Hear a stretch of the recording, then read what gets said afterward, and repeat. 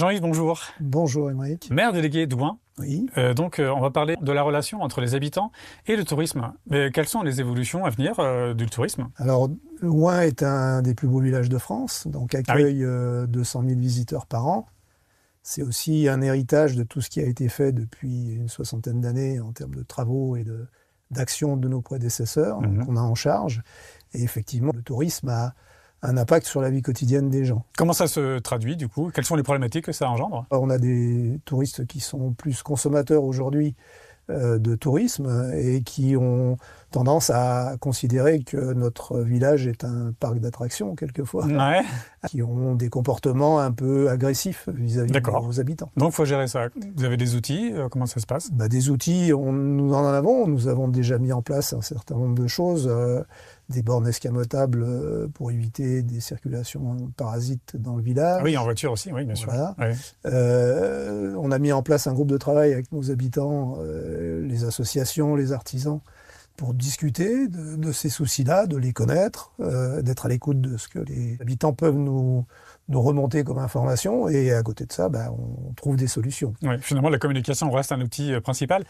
L'écoute, effectivement, l'écoute, et puis travailler ensemble, la concertation, travailler ensemble pour trouver des solutions.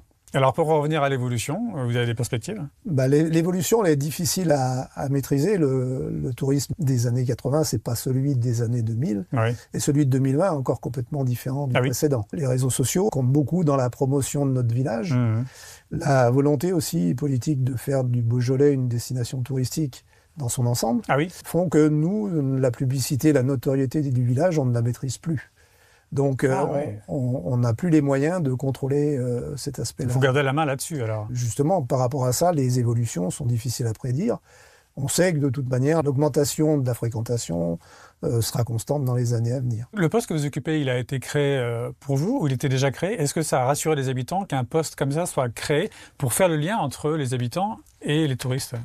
Ce poste est d'autant plus important à Ouin parce qu'il y a cette problématique touristique. Et effectivement, le fait d'avoir un interlocuteur est important pour les habitants. Peut-être encore plus à Ouin, cette problématique-là. Ça a apaisé des choses, vous l'avez vécu. On est là pour apaiser, pour faire en sorte d'apaiser au quotidien ces contraintes-là.